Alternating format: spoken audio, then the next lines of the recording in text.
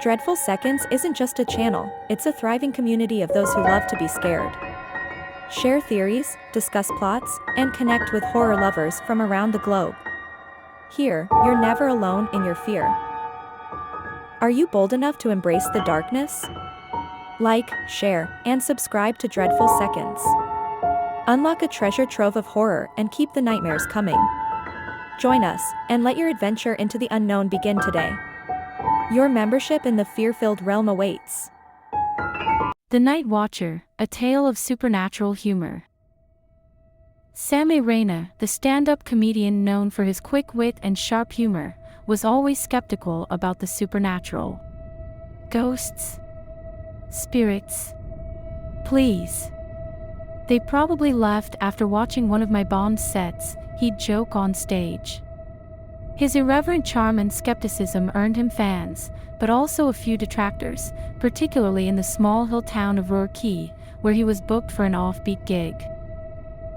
The venue was peculiar, an old colonial-era library repurposed as a cultural hub.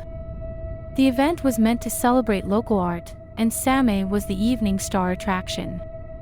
When he arrived, he couldn't help but notice the eerie air about the place. Dim chandeliers, creaking floorboards, and a librarian with a face as pale as the moon. "Mr. Raina," she whispered, "do be careful after midnight. This place has history." Samay chuckled, brushing it off. "Don't worry. The only ghosts here will be the audience members regretting their life choices." The show went well, the laughter echoing through the halls. But as the clock struck midnight and the guests trickled out, Samay found himself alone in the library. He had stayed back to rehearse for an online chess match, his other quirky passion. The librarian had left hours ago, leaving him the keys to lock up.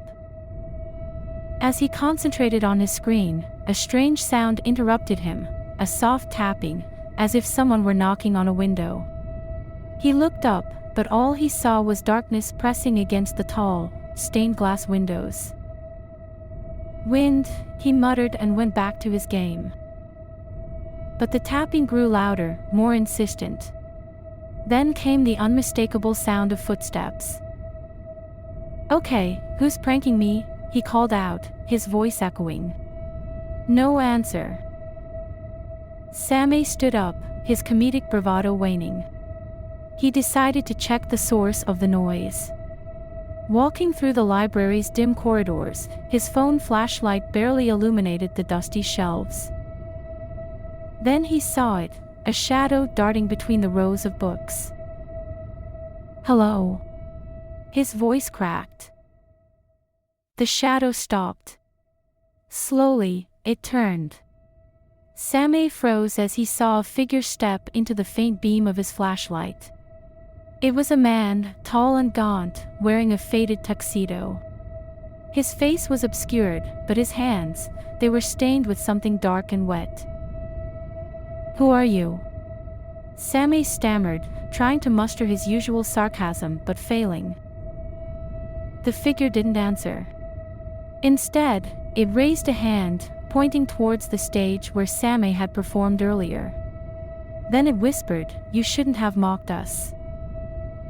The air grew colder. Samay's breath fogged up.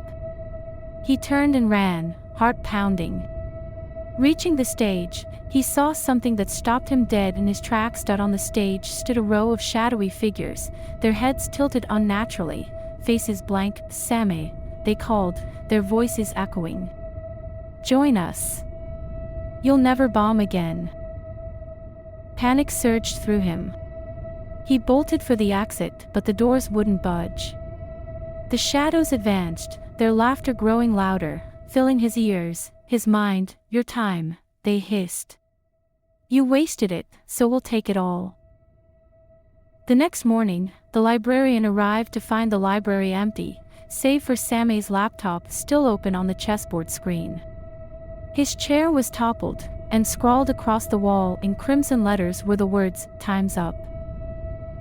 To this day, no one knows what happened to Samay Raina.